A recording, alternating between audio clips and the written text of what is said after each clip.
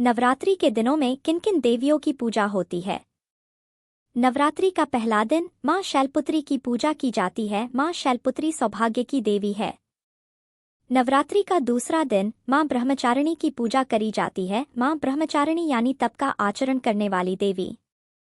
नवरात्रि का तीसरा दिन चंद्रघंटा माता का स्वरूप है। मां चंद्रघंटा के माथे पर आधे चंद्र सुशोभित है और माता के घंटे की ध्वनि से सारी नकारात्मक शक्तियों का सर्वनाश हो जाता है।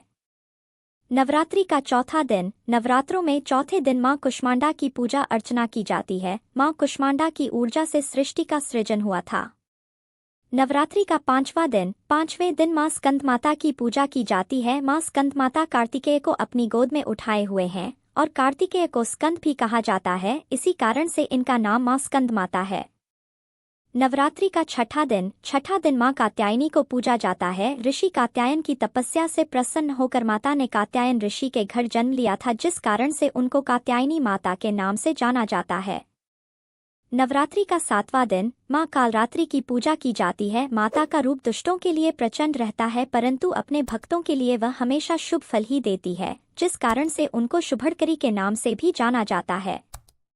नवरात्रि का आठवां दिन मां महागौरी की पूजा 8वें दिन की जाती है। भगवान शंकर ने माता से प्रसन्न होकर इनको गौरवर्ण कर दिया था, जिसके कारण माता को महागौरी कहा जाता है।